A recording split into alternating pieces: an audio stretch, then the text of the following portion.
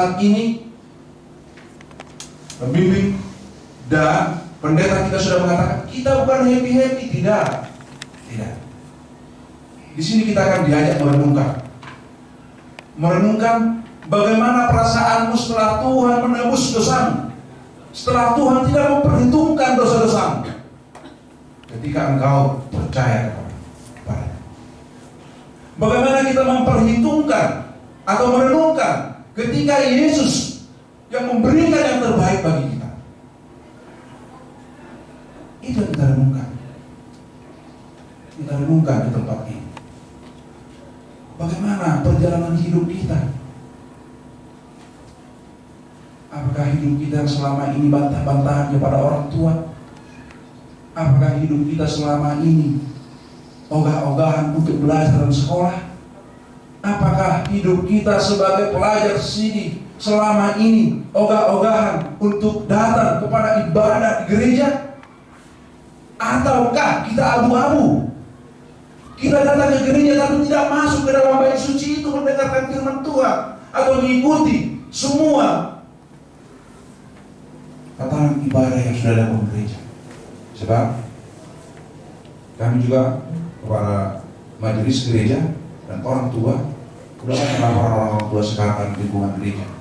Aduh, banyak amang remaja-remaja naposo-naposo, apalagi ibadah sore, walaupun sudah ibadah berjalan masih banyak yang doa sebelah kata. Ini perenungan bagi kita.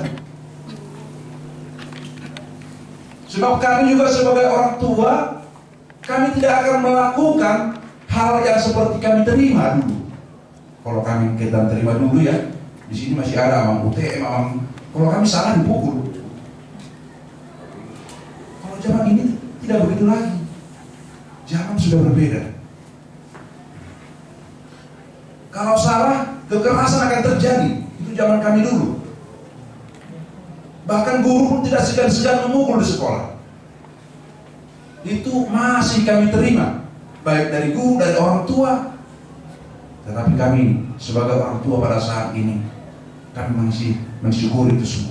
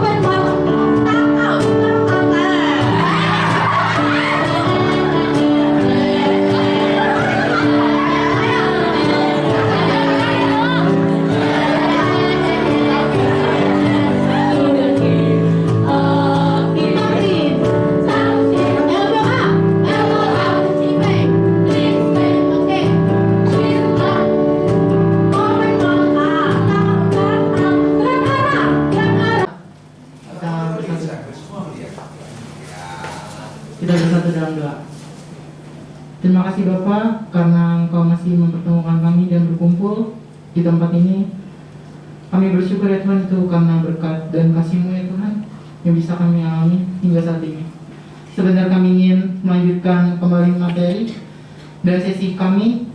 Kiranya acara tersebut dapat menambah keakraban dan menambah cinta kasih dalam hati kami masing-masing.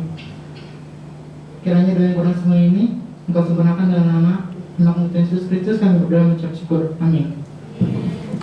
Ada sasarannya, bagaimana sebenarnya kita itu sangat berharga di mata Tuhan. Ini dia. Jadi oleh karena Engkau berharga di mataku dan mulia, dan aku ini mengasihimu. Jadi ini Yesaya 43 ayat 4a ya. Jadi ini selalu berhubungan nanti di seluruh sesi kelompok. Jadi di kelompok nanti semua temanya pasti tentang berharga, itu berharga. Jadi tema ini ingin mengajak kita supaya kalian itu benar-benar menyadari bahwa kalian itu sangat berharga. Jadi nilai diri kalian itu sangat tinggi. Anda perlu pahami itu supaya kamu tidak merasa rendah diri, tidak merasa rendah hati sebagai orang Kristen, supaya kalian mampu melihat sudut pandang yang berbeda dari sudut pandang yang lain. Itu sebenarnya. Jadi kalau bahasa Inggris semua udah pintar ya. Harusnya kalian lebih pintar dari saya karena saya baru belajar bahasa Inggris setelah kuliah. Kalau kalian dari SD sudah belajar ya bahasa Inggris ya. Dari kuliah baru belajar bahasa Inggris. Ini saya kutip saja dari buku Alkitab berbahasa Inggris. Since you are precious and honor in my sight, and because I love you. Itu ya. Jadi oleh karena engkau berharga di mataku dan mulia, dan aku mengasihi engkau. Nah, ini sekarang pertanyaannya, berapa harga dirimu kali ini? Ini yang pertanyaannya ya, berapa harga dirimu? Ada? Berapa? Goceng? Siapa mau goceng barusan? Mikel. Iya, jadi ya memang ini harga diri ya, namanya harga ya, tentu ada harganya ya. Artinya nanti kita akan tahu berapa harga diri semua itu melalui sesi kita hari ini. Maka memang perlu mengetahui, Anda harus renungkan dulu berapa harga dirimu saat ini. Nah, memang harga diri ini tergantung sudut pandang, begitu ya.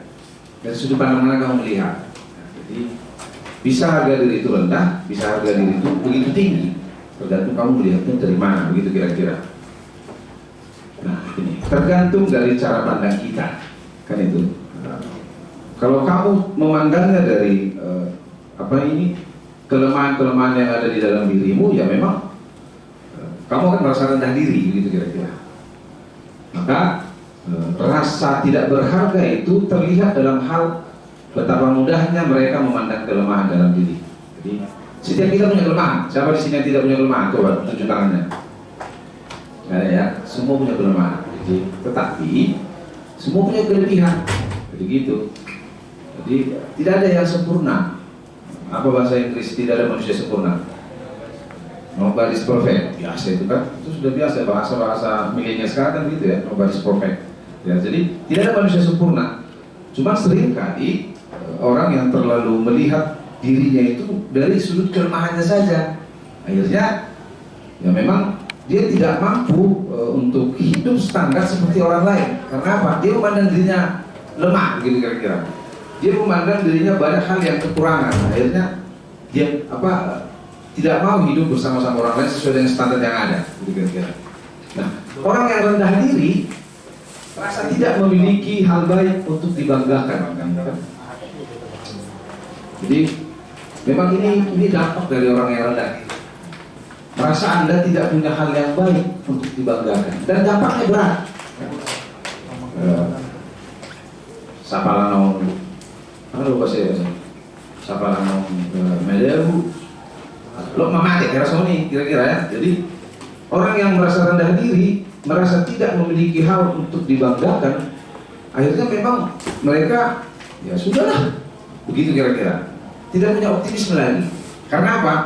Rendah diri itu menjadi dasar bagi dia untuk menilai segala sesuatu. Akhirnya, ya itu dia tidak punya optimisme, tidak punya keyakinan hidup, tidak punya visi dan misi, tidak punya cita-cita, maka memang hasilnya ya mereka mudah mengeluh, menggerutu atas situasi yang Anda alami. Itu dia.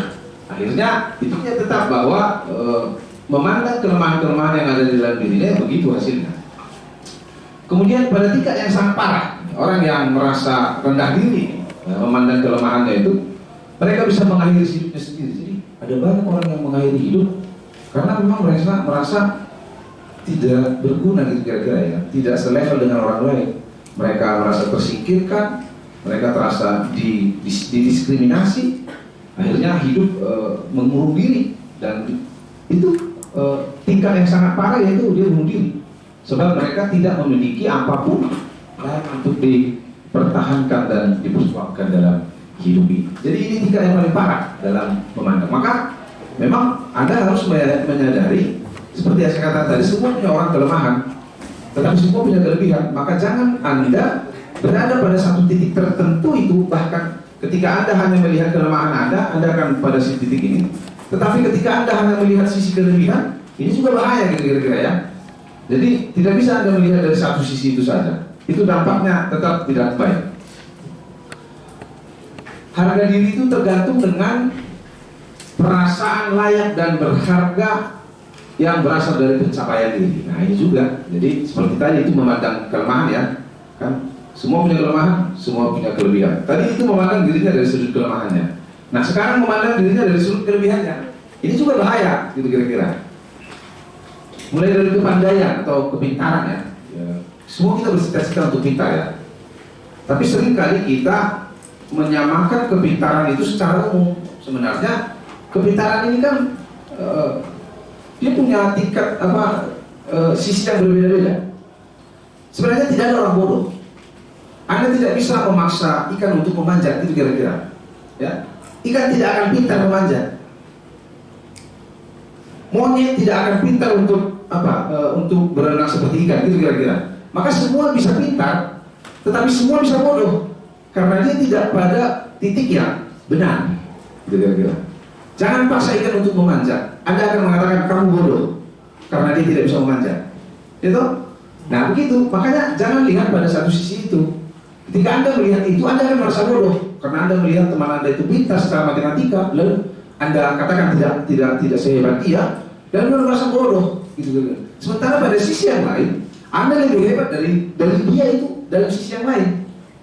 Nah itu dia, makanya pencapaian diri ini memang seringkali menjadi dasar bagi orang untuk melihat harga dirinya. Jadi manusia begitu ya, seringkali melihat harga diri itu, nilai orang itu dari ini, pandai prestasi. Ada orang juara, kan? Dia juara Olimpiade matematika kan. Lalu orang yang merasa aku bodoh begitu kira-kira. Yang lain dia juara lomba lari begitu kira-kira. Ini tidak bisa disandingkan. Kenapa? Dalam sisi yang berbeda. Artinya mereka semua juara. Tetapi yang juara lomba lari akan bodoh dalam bidang Olimpiade matematika, tetapi ini bodoh di bidang lomba lari. Begitu kira-kira. Maka Anda itu perlu menyadari, jangan Anda melihat diri Anda, kelemahan Anda, lalu membandingkan dengan orang lain, karena Anda tidak punya yang dimiliki orang lain. Begitu kira-kira. Sementara itu berbeda. Tidak semua kita memiliki apa yang dimiliki orang lain. Begitu juga status. Memang status ini juga yang paling sering ya. Status ini menjadi dasar bagi orang. Memang tidak semua orang keluarga beruntung ya. Ada yang anak yang lahir dari keluarga beruntung ya, seperti si Rafathar ya, beruntung dia ya. Itu ya, Rafathar. Mungkin tempat tidurnya dari emas ya. Kita tidak seberuntung Rafathar, gitu kira-kira ya. Tapi ini cara pandang orang, kan? Cara pandang orang untuk memandang. Jadi status itu seringkali kita buat menjadi ukuran dari harga. Lalu ketika Anda melihat Rafathar, ini orang hebat, orang besar, gitu kira-kira. Ini bahaya.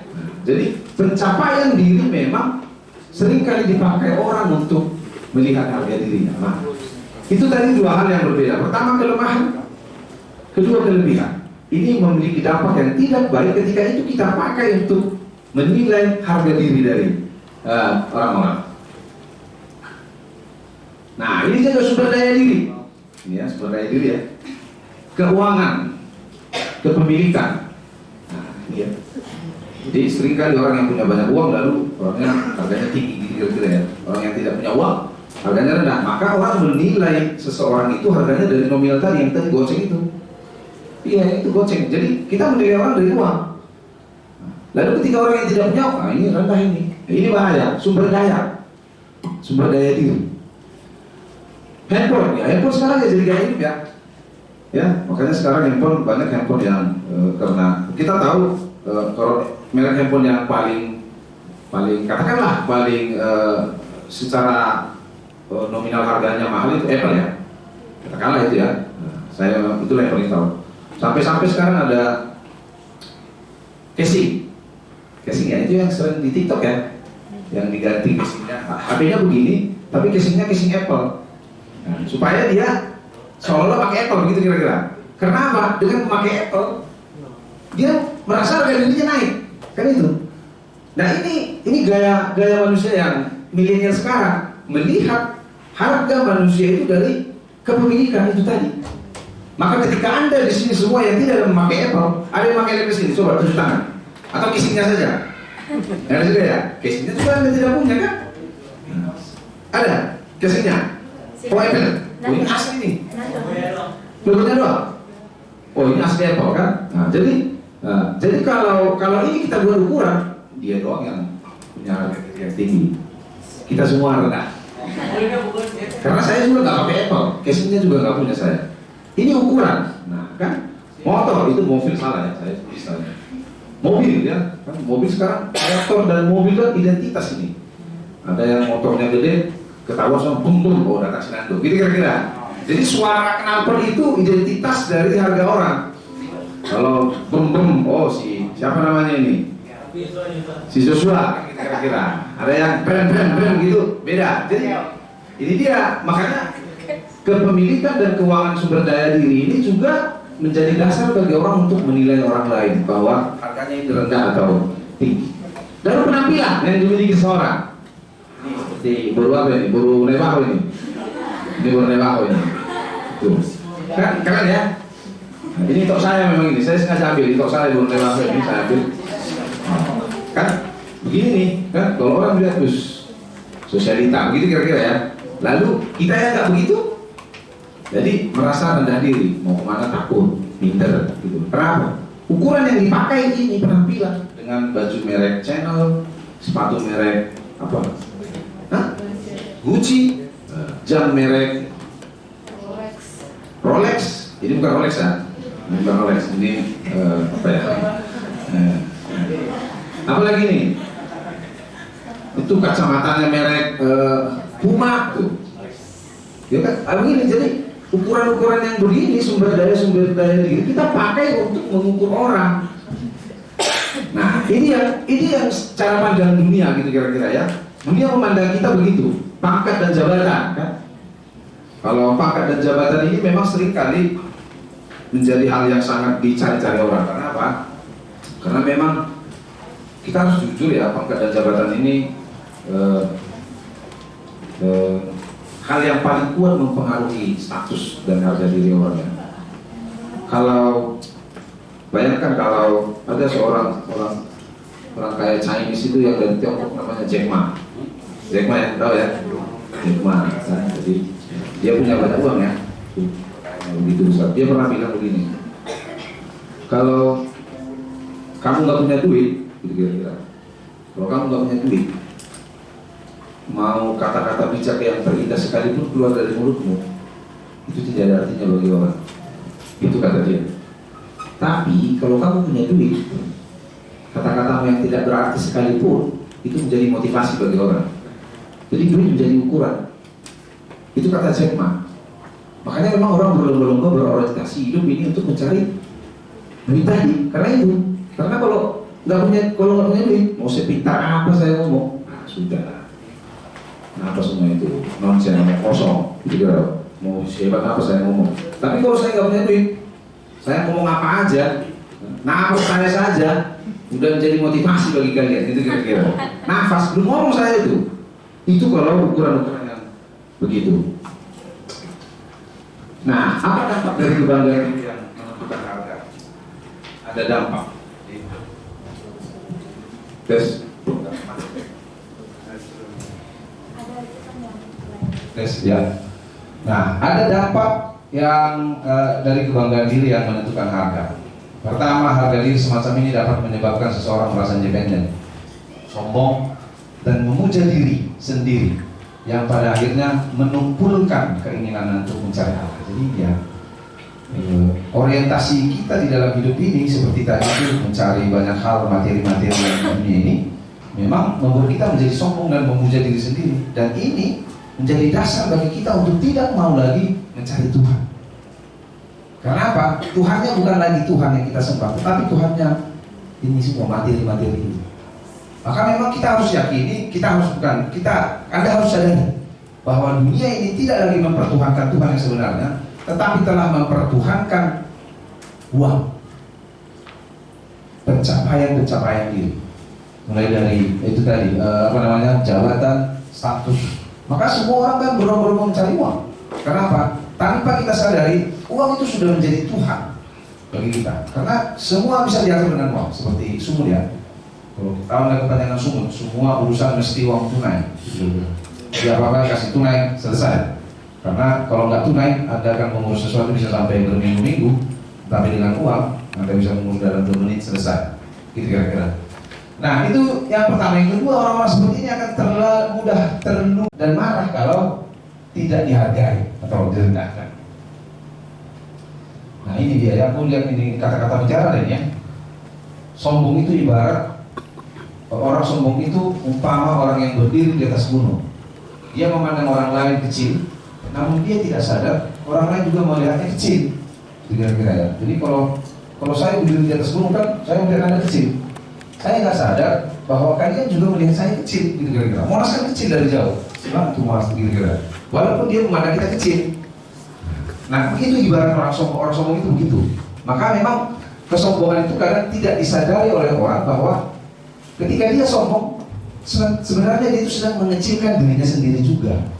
Maka memang melalui dampak-dampak yang ini tadi saya katakan di mata dunia. Bahwa dunia memang melihat harga diri itu di situ, levelnya di situ, tidak lebih tidak kurang. Maka memang kita mungkin berpikir bahwa kita tidak berharga di mata dunia karena kita tidak memiliki sesuatu yang menjadi standar keberhargaan hidup di dunia. Anda tidak memiliki sesuatu yang Anda bisa banggakan di dalam dunia ini, sehingga Anda merasa tidak berharga, gitu tadi. Maka Anda berusaha mencari sesuatu itu, seperti Apple tadi kan, begini nih. Kadang kalau bertanya juga kan, saya gitu ditunjukin Apple-nya, supaya ini ukuran bagi orang begini. Siapa mau bertanya? Saya, itu ketahuan begitu. Itu maaf ya, cuman biasa. Itu standar orang. Nah, kemudian kita tidak bermanfaat dan tidak menghasilkan hal yang besar sesuai ukuran dunia. Nah ini, Anda dituduh tidak bermanfaat karena Anda tidak menghasilkan sesuatu yang besar menurut cara pandang dunia. Maka kalau cara pandang Anda masih dalam dunia itu, Anda akan begini. Percayalah, sampai kapanpun Anda akan stuck di situ, dan ketika Anda tidak mencapainya, Anda akan rendah diri, dan tingkat paling parah itu dari bunuh diri. Kalau Anda stop di situ, makanya jangan stop di cara pandang dunia, karena Anda akan kecewa ketika Anda tidak mencapainya. Anda akan diperbudak oleh pencapaian Anda itu.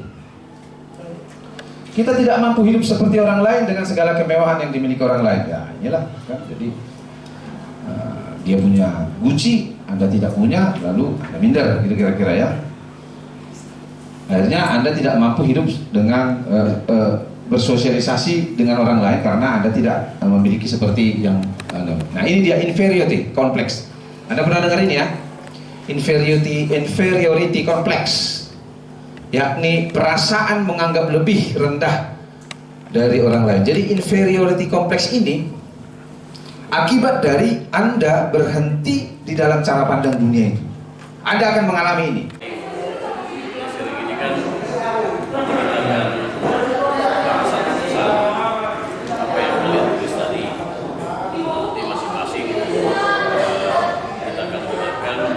Apa yang menjadi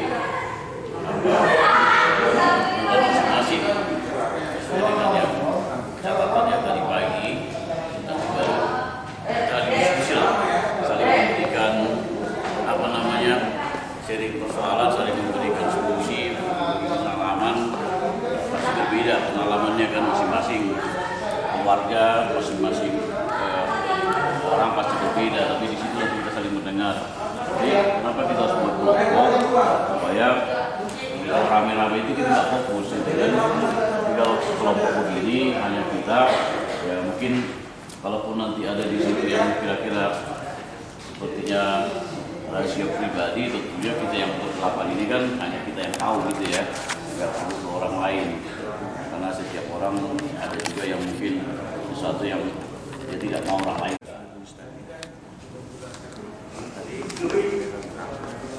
Juga bisa dalam grup kita anggaplah kalau kita itu satu grup bisa saling melengkapi, tapi jangan sampai bocor. Jadi artinya kenapa dikatakan seperti itu? Kalau biasanya belajar saya dulu satu-satu orang pasti tahu. Jadi kita coba seperti itu. Dari sini jangan kita ya. Nanti jangan malu. Kalau saya si Dodo nanti membacakan apa yang ditulis, saya akan foto dulu nanti. Foto dulu, ada bukti sama saya. Kan? Kalau orang akan baca apa yang kau tulis. Kan? Baru apa yang ditulis oleh si Dodo tadi, kita semua bisa dapat merasakan. Kita bahas, kita diskusi. Kira-kira jalan keluar apa yang harus kita berikan masukan kepada Dodo sesuai dengan tema kita yang tadi dibahas. Kita berharga. Dua adalah berarti aku merasakan sesuatu yang lain yang belum pernah dirasakan atau Tuhan itu dan melekat kepadanya, mungkin aku jatuh cinta kepadanya. Ya begini, sebelumnya sih aku pernah mendengar orang-orang sekampungku bercerita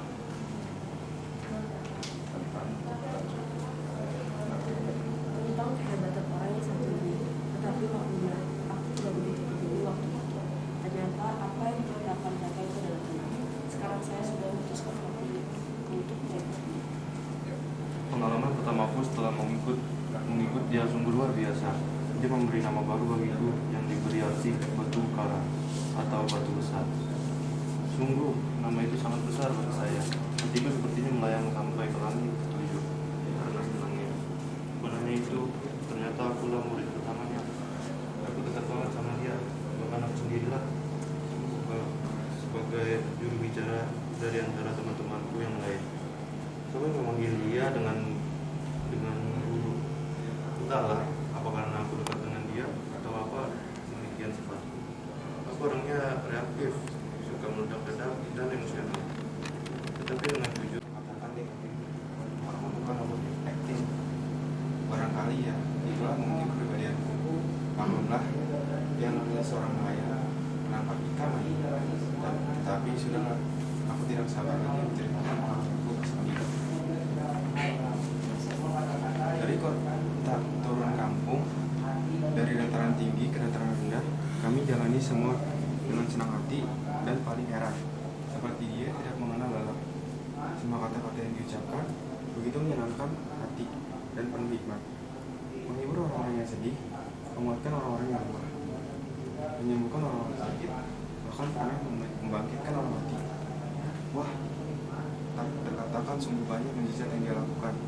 Tak mengherankan dengan kata-katanya yang penuh hikmat dan penuh kebijaksanaan. Banyak orang yang mengikuti dia, namun tetap sekalipun dia selalu melakukan yang benar, ada juga yang tidak menyukai dia. Aku heran melihat mereka, bahkan mereka melarang dan berencana untuk dia. Kok bisa ya, tiga-tiganya mereka, mentang-mentang mereka punya kuasa. Jangan karena ada kekuasaan tangan kita jadi suka-suka sama orang lain. Itu tidak boleh. Walau nanti maaf jadi mantra. Ya, disinilah pengalamanku yang tidak terlupakan semua hidupku. Sedih bercampur haru, dada terasa sesak, jantung serasa berhenti. Kalau aku menceritakan ini, hatiku sepertinya tersayat dan aku akan terus menangis. Tetapi tidak apalah, cerita ini akan saya bagikan kepada teman-temanku pelajar CD supaya kalian semua tetap setia mengikut dia. Dia yang saya ikuti selama ini ditangkap oleh sang penguasa dan orang-orang yang so suci, so alim, dan so beragama. Ketika nggak tahu nama kalian semua. Kenalkan, nama aku Yolanda Briani. Hal yang disukai dari Bapak dan Mama, mereka selalu mengerti apa yang aku mau, walaupun aku suka memaksa, tapi mereka selalu turutin. Hal yang tidak kusenangi dari Bapak dan Mama, suka membandingkan aku dengan kakak pertamaku, dan pilih kasih. Dikasihnya gimana? Ya kalau aku nggak salah, tapi tetap mereka yang dibela. Oke. Hal yang kusenangi dan tidak kusenangi dari saudara-saudaraku, aku selalu memarahiku di dalam setiap hal. Yang kusenangi selalu berbagi.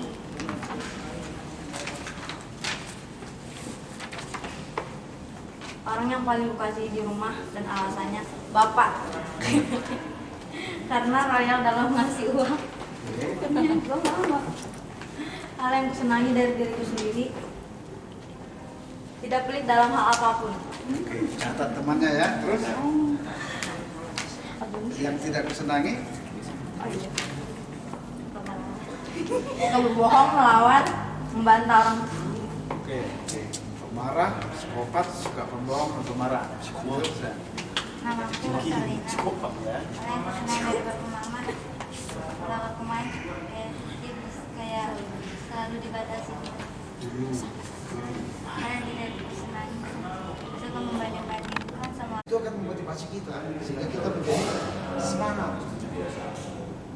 Itu kalau Amang dulu, Amang tulis di kertas, engineer, tempel di tempat tidur kita.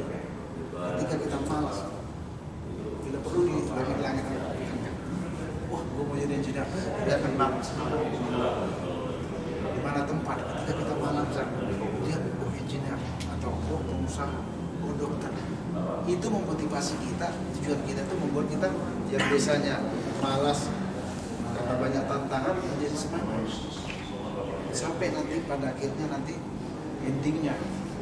Jadi kalau kita sudah mencapai itu, ada rasakan nanti kita akan nikmat.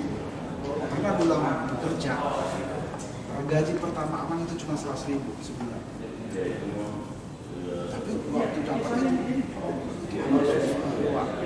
karena sebelum kerja, Amang udah dapat lebih dari 1 juta segala macam. Tapi itu dari hasil orang tua, dari itu. Beda dengan dari tangan kita. Kalian akan rasakan. Jadi kalau kalian mau jadi apa besok, bentuklah pribadi kalian. Mana kekurangan kalian? Yang egois, ada cara ngomong, ada orang yang jutek-jutek. Kalau dia jutek, ya kita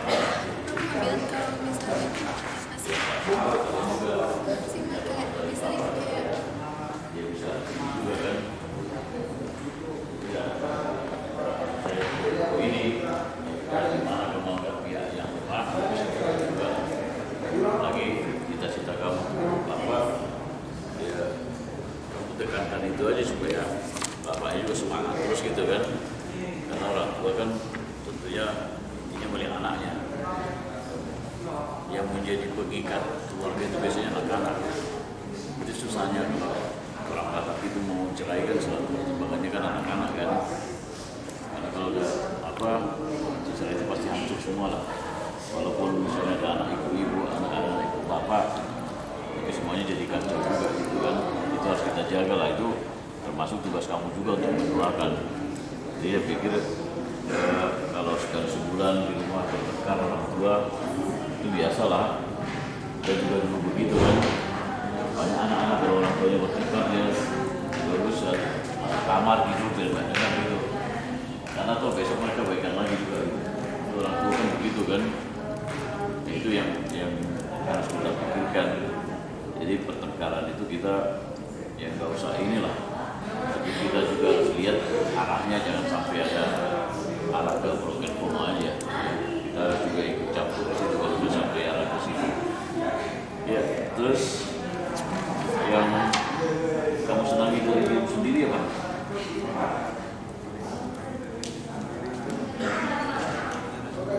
Banyak? Oh, kamu gigih gitu ya? Mencapai sesuatu. Sekarang kelas berapa? Udah lulus? Ini udah ikut ujian nggak? Ikut tes nggak? Kenapa belum ikut?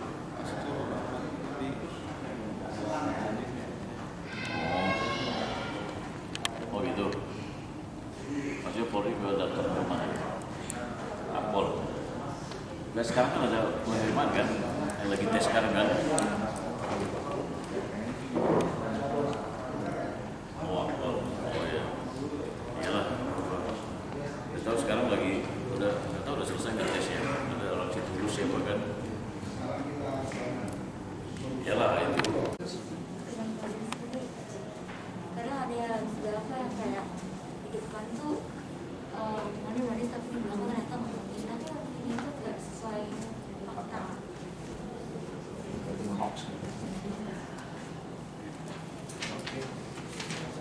Oke, kita lanjut ke si siapa nih?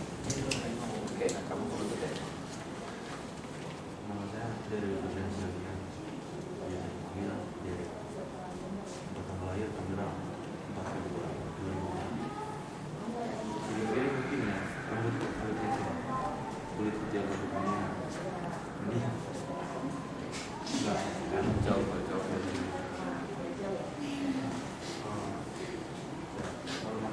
Kalau mau jauh sih kita bisa enak sama orang ya dan itu yang jangan lupa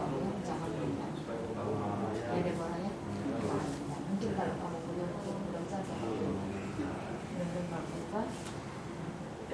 mudah-mudahan Bapak berubah wajah karena Bapak harapan besar ya dan Bapak dan mudah-mudahan dia banyak misalkan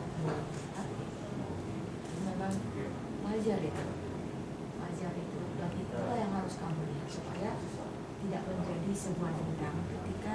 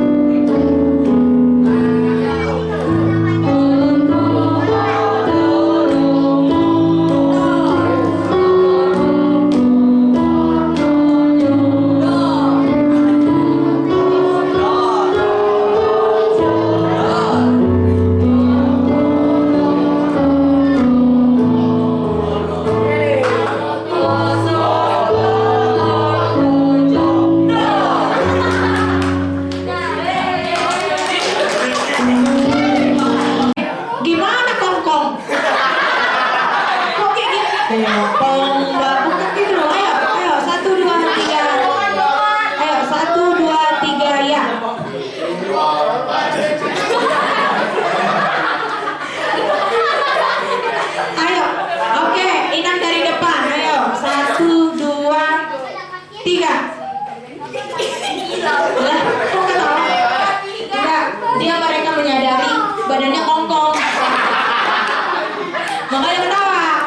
Ya, ini. Oke. Ya. Badannya masa. Ya, kongkong porno boso. Ya. Satu lihat nih. Enggak, buat nggak usah pakai huruf Bu, ayolah. 1, 2, 3, iya. Kong badannya besar. Gimana?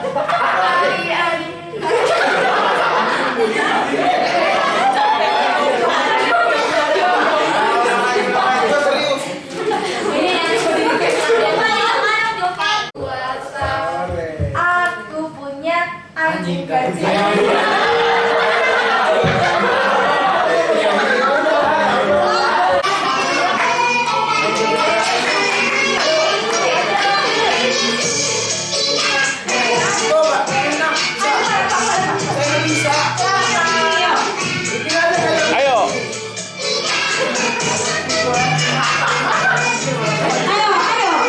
Ya.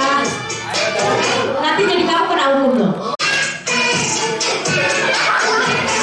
Lakukan saja, lakukan saja.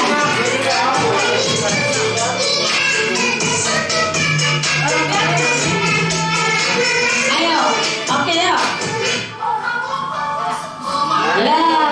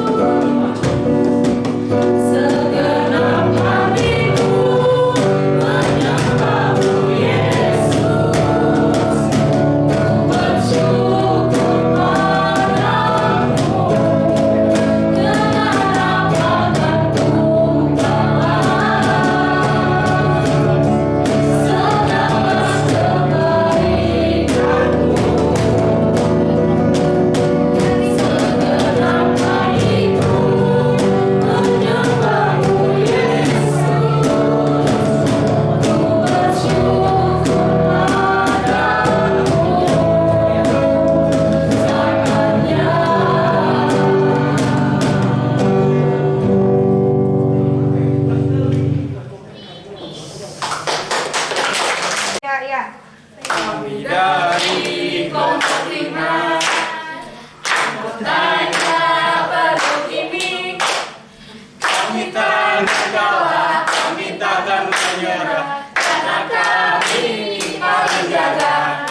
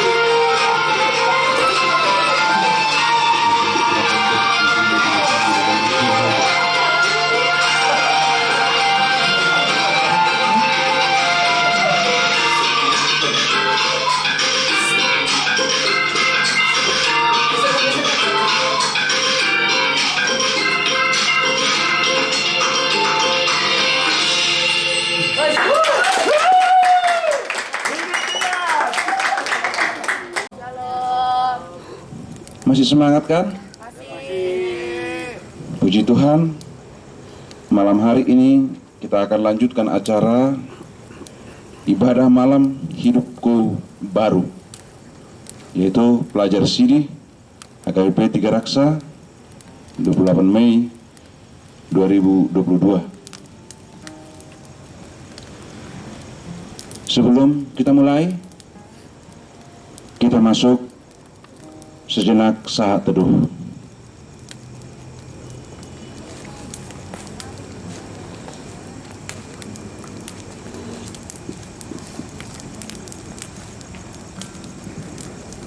Amin. Hari telah gelap dan keheningan malam telah datang menghampiri kita.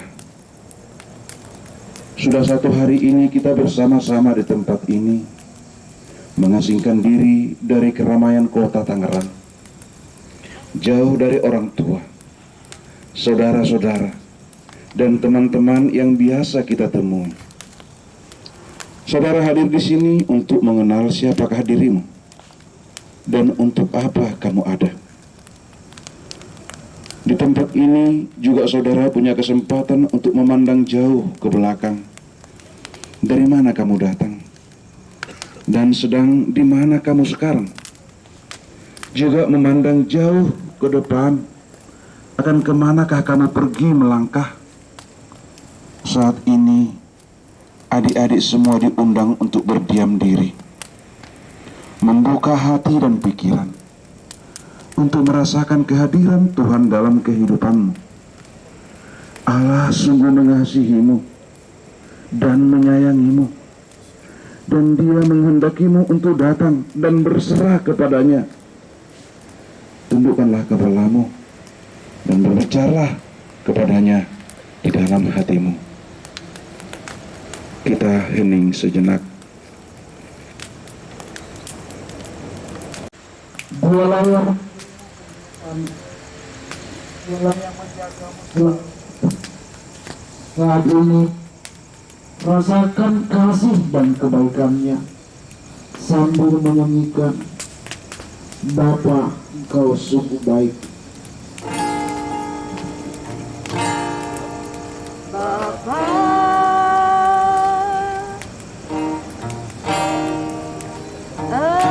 Engkau sungguh baik,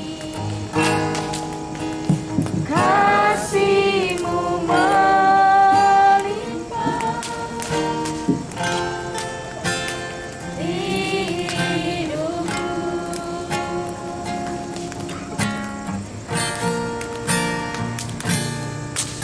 Bapa,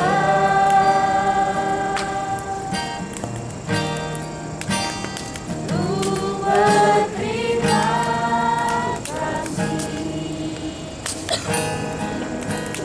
Berkat-Mu hari ini yang Kau sediakan bagiku.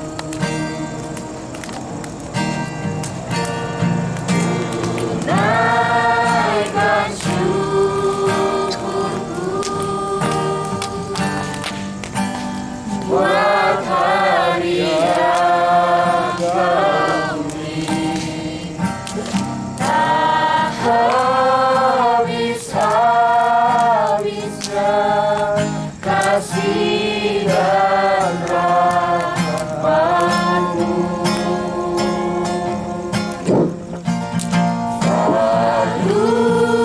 Baru dan tak pernah terlambat pertolongan-Mu.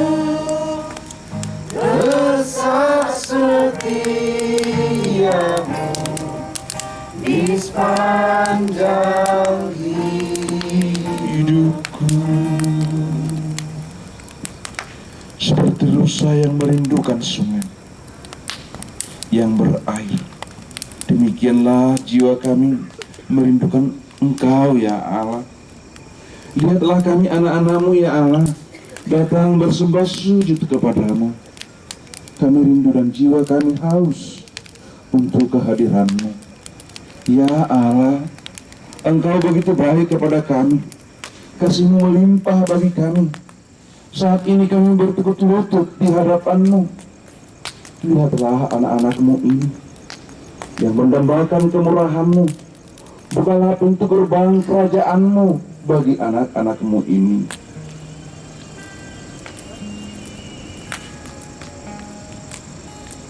Ya Kristus, cahaya dunia, perkenankanlah anak-anak-Mu ini memasuki gerbang kerajaan-Mu, dan mampukanlah anak-anak-Mu ini untuk melihat sinar kemuliaan dan kemurahan-Mu. Anak-anak-Mu ini datang untuk menyerahkan diri kepada-Mu. Sambutlah mereka dalam kasih setia-Mu. Hadirkanlah suatu cinta yang merupakan penyerahan diri di dalam diri kami. Datanglah Roh Maha Kudus, masukilah hati anak-anak-Mu ini. Siramilah jiwa kami yang layu. Taburkanlah cinta kasih dalam hati anak-anak-Mu ini dan di dalam hati kami masing-masing. Ya Roh Kudus, baharuilah hati kami dan tinggal bersama kami. Amin. Memuliakan nama-Mu. Tuhan, Engkau menyelidiki dan mengenali siapakah diri kami di hadapan-Mu. Engkau mengetahui kalau kami sedang duduk atau berdiri. Engkau sungguh mengerti pikiran kami, meskipun dari kejauhan.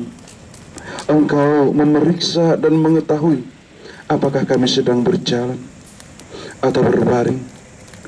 Sungguh, segala jalan kami Engkau maklumi. Pelajar Sidi.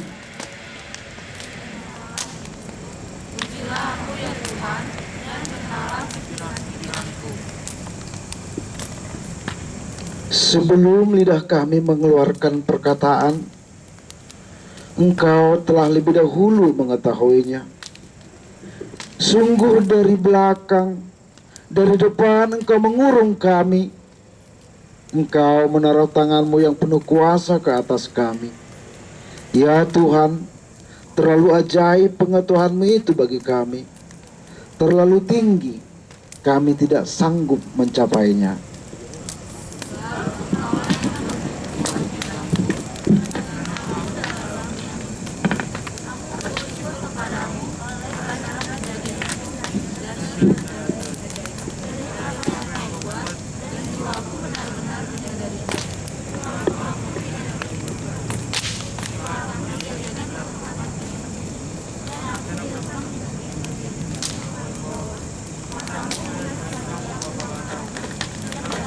Saat kamu sudah mencapai apa yang kamu cita-citakan, mungkin ketika kita pulang dari tempat ini, dan yang kita temui adalah sosok yang telah terbujur kaku. Kita tidak lagi merasakan kasih sayangnya. Yang kita temui hanyalah sebuah nisan. Masihkah kita menyakiti hati mereka, membuat mereka menangis karena anaknya yang selalu membentaknya, meninggalkannya dalam kemarahan? Adik-adikku, ingat dan sadarilah perbuatanmu. Apa-apa sajakah perbuatanmu yang sering membuat orang tuamu sedih? Mumpung saat ini orang tuamu masih ada, masih sehat, bukalah matamu, ambillah kertas dan pulpenmu, ingat dan tuliskanlah kesalahan yang pernah kamu lakukan terhadap orang tuamu. Katakanlah yang sejujurnya pada Tuhan. Tidak akan ada orang lain yang tahu Hanya Engkau dan Tuhan saja. Ingat, Yesus menyelidiki hatimu karena Ia berkata jujur kepadanya bahwa engkau mau jadi anak yang berbakti dan selalu menyayangi mereka, kedua orang tuamu.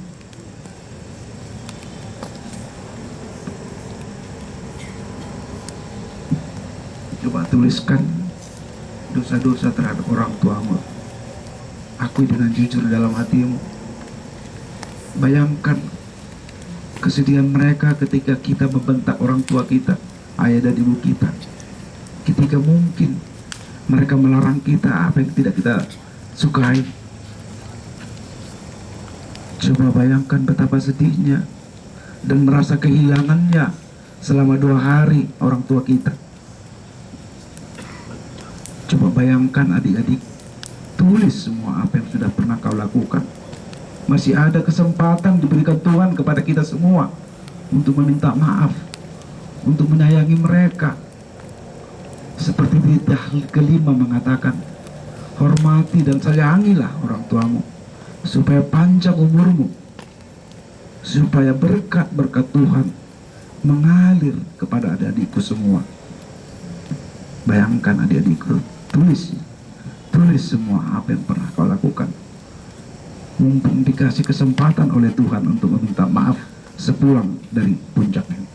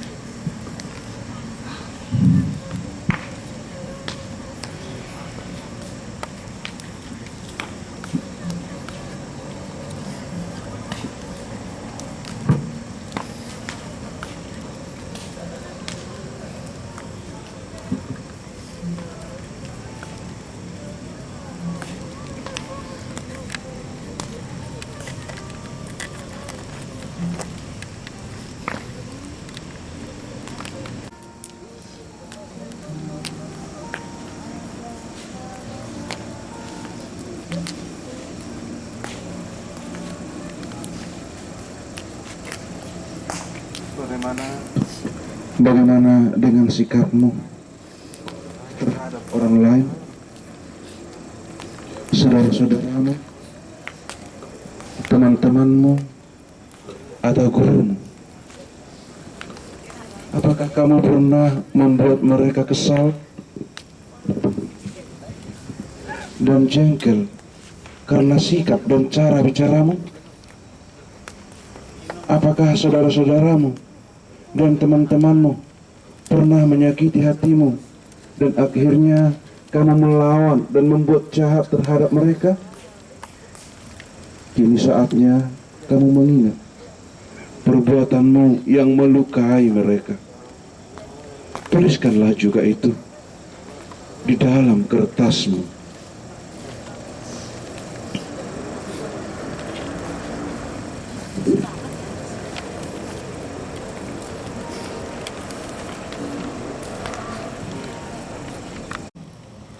Datanglah kepadanya, curahkanlah isi hatimu di atas kertasmu kepadanya.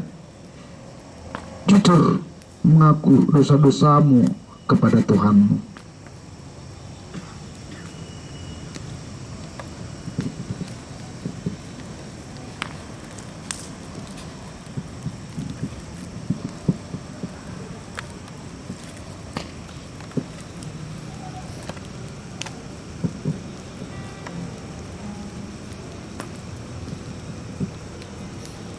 Sekarang Tuhan Tuhan Yesus menginginkanmu datang kepadanya untuk mengatakan bahwa kamu sudah menyesali perbuatanmu itu. Pandanglah salib Kristus. Di sana sedang menantimu untuk datang kepadanya. Mintalah pengampunan dan belas kasihannya. Belajar sini.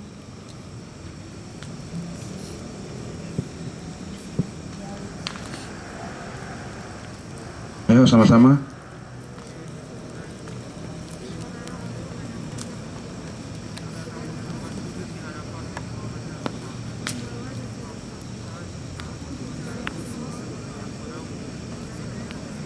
Aku sering berbuat salah.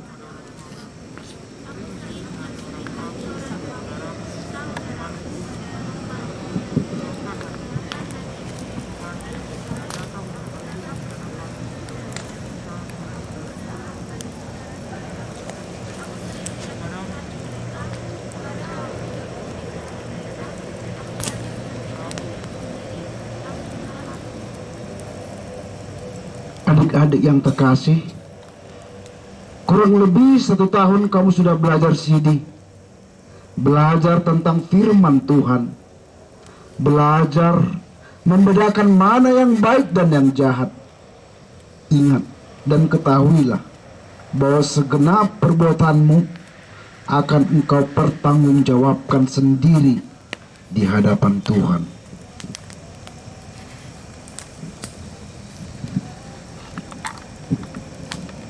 Kita ulangi sekali lagi, 1, 2 ya. Ya Tuhan,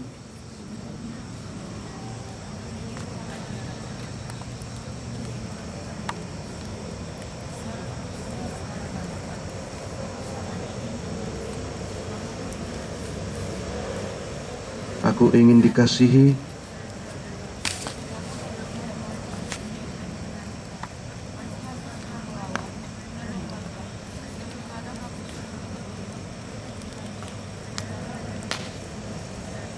Aku sering merasa sudah hebat.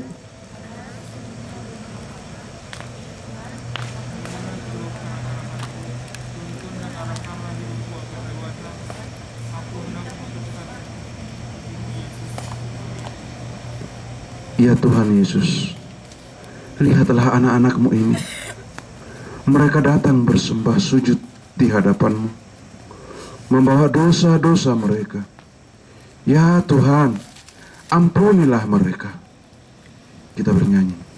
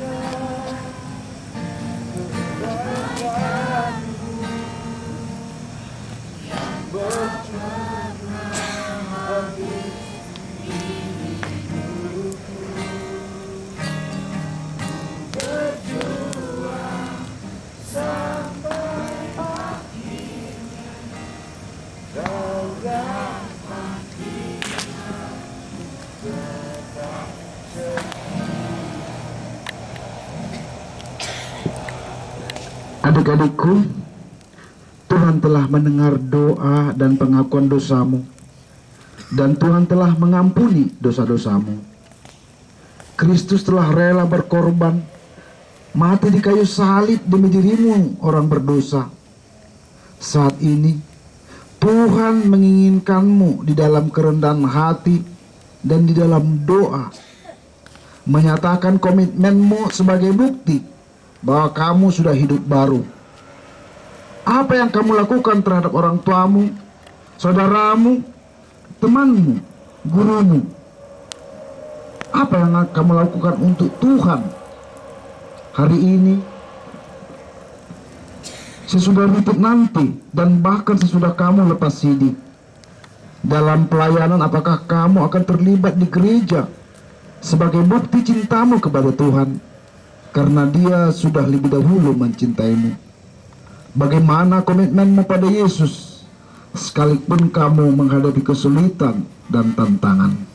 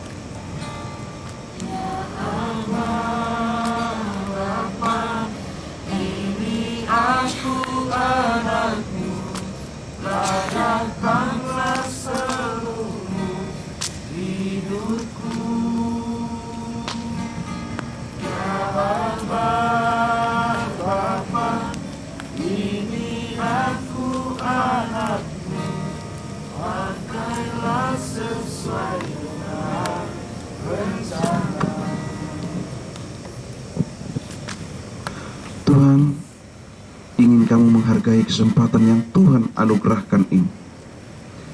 Ingatlah Petrus yang pernah menyangkal Yesus tak kalah kesulitan dan badai menerpa hidupnya, tetapi kemudian setelah Kristus bangkit dan Roh Kudus memenuhi hidupnya, ia dipulihkan. Ia bangkit menjadi pemberani, bukan menjadi seorang pengecut. Ia berani mengatakan yang benar, dan Tuhan memakainya sebagai rasul, pemberita Injil, dan menyembuhkan banyak orang sakit. Walau selama ini kamu sering mengecewakan dan menyangkal Yesus, tapi kamu berharga di mata Tuhan, sehingga Ia menebusmu dengan darahnya yang kudus, dan oleh bilur-bilurnya luka di dalam tubuhmu dan hatimu disembuhkan olehnya. Tuhan menolongmu bangkit dari kelemahan dan dosa-dosamu, menjadi orang yang berguna bagi keluarga, gereja, dan bangsamu.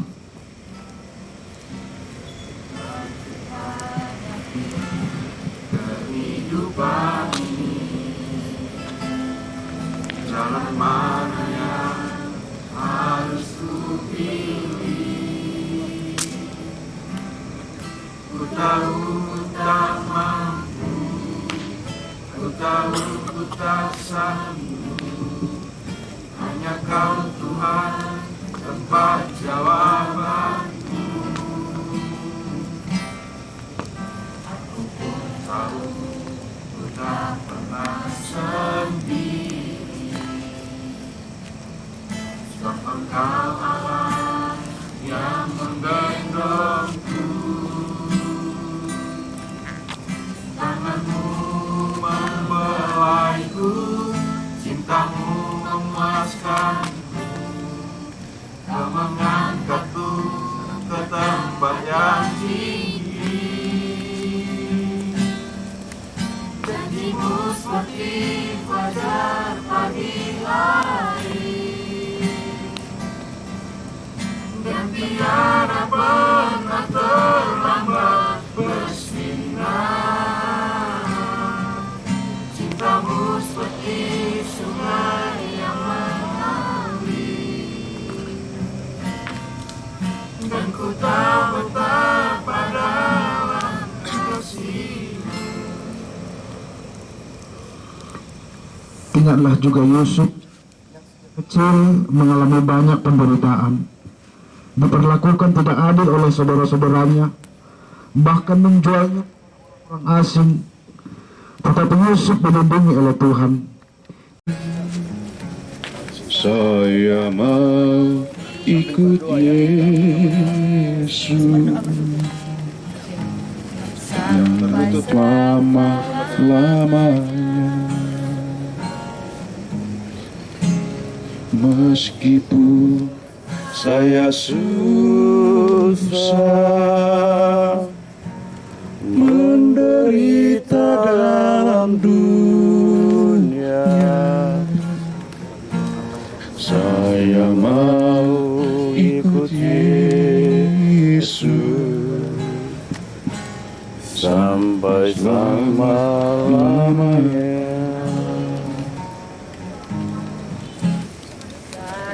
Mau ikut Yesus, saya mau ikut Yesus sampai selama-lamanya. Meskipun saya susah menderita dalam dunia, saya mau ikut Yesus sampai selama-lamanya. Sampai selama-lamanya. Meskipun saya susah menderita dalam dunia, saya mau ikut Yesus sampai selama-lamanya.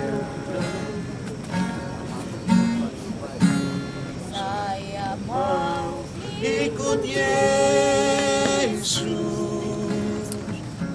saya mau ikut Yesus sampai selama-lamanya. Amin. Saya mau ikut Yesus, saya mau ikut Yesus sampai selama-lamanya. Meskipun saya susah menderita dalam dunia, saya mau ikut Yesus sampai selama-lamanya. Saya mau ikut Yesus selama-lamanya. Meskipun saya susah menderita dalam dunia, susah menderita dalam dunia, saya mau ikut Yesus sampai selama-lamanya. Sampai selama-lamanya. Meskipun saya susah menderita dalam dunia, sampai selama-lamanya. Saya mau ikut Yesus, saya mau ikut Yesus selama-lamanya. Meskipun saya susah menderita dalam dunia, saya mau ikut Yesus sampai selama-lamanya. Sampai selama-lamanya. Meskipun saya susah menderita dalam dunia, saya mau ikut Yesus sampai selama-lamanya. Saya mau ikut Yesus. Saya mau ikut Yesus sampai Yesus. Saya mau ikut Yesus sampai selama-lamanya. Meskipun saya susah menderita dalam dunia, saya mau ikut Yesus sampai selama-lamanya.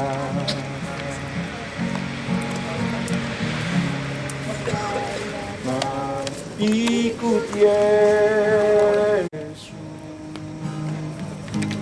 sampai selama-lamanya.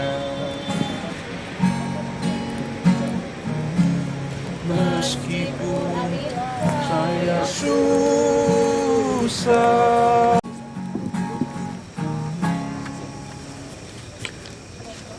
Sesungguhnya masa muda adalah masa yang terindah, masa yang dipenuhi dengan cita-cita. Masa muda adalah masa yang penuh dengan keceriaan.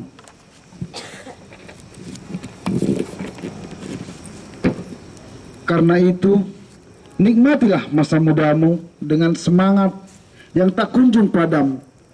Turutilah firman-Nya dengan tulus ikhlas dan dengan hati yang rela.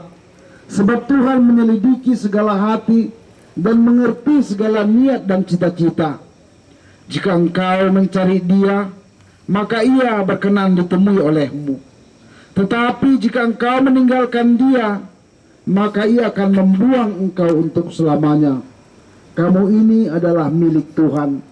Sebab itu, biarkanlah tangan Tuhan terus membimbingmu dan meraih tanganmu, melakukan apa yang berkenan kepadanya dan berjalan di jalan yang benar.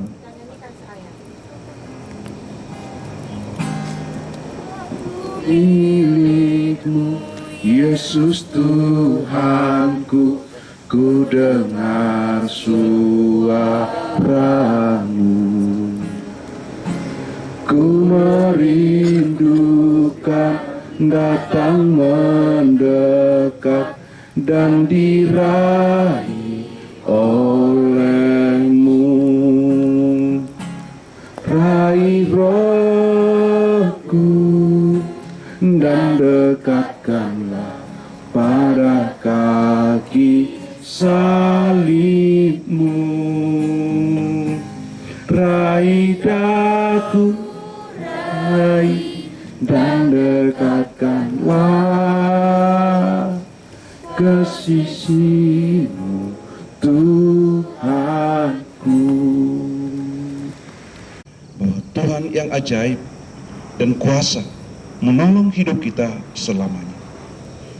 Jadilah penurut-penurut Allah seperti anak-anak yang kekasih, dan hiduplah di dalam kasih sebagaimana Kristus Yesus juga telah mengasihi kamu dan telah menyerahkan dirinya untuk kita sebagai persembahan dan korban yang harum bagi Allah. Ikutlah Yesus selama-lamanya. Kita bersama-sama berdoa doa Bapa kami. Bapa kami yang di surga, dikuduskanlah namamu, datanglah kerajaan, jadilah di surga. Berilah kami pada hari ini seperti kami juga melakukan orang yang bersalah kepada kami, dan janganlah membawa kami ke dalam masukkanlah kami. Karena Engkaulah yang punya kerajaan dan kekuasaan dan kemuliaan sampai selama-lamanya. Anugerah Tuhan kita Yesus Kristus, kasih setia Allah Bapa dan persekutuan Roh Kudus kiranya menyertai-mu sekalian. Amin. Kita bernyanyi sambil salam-salaman, sambil bakar dosa ya. Jalan serta Yesus saja. Jalan Yesus, jalan sertanya, ayo. Setiap hari atau punya siapapun itu penting dibakar, yuk. Serta Yesus, ayo. Yesus, serta Yesus. Ya. Oke, hilang yang jahat-jahat, yang buruk-buruk, yang nakal-nakal. Jadilah anak yang baik. Tinggalkan semua di sini. Dosa-dosa tinggalkan di sini. Jangan hanya ini aja ya, Josandri ya, Joshua. Udah dibakar semua, berarti sudah hilang ya. Sudah hilang tadi, sudah berdoa, sudah sampai nangis, sudah sampai ini. Jangan hanya nangis doang ya. Harus benar-benar hidup baru. Tepuk tangan dulu. Ayo kita jalan ya. Jalan serta Yesus sambil pegang seperti ini. Ayo. Ayo.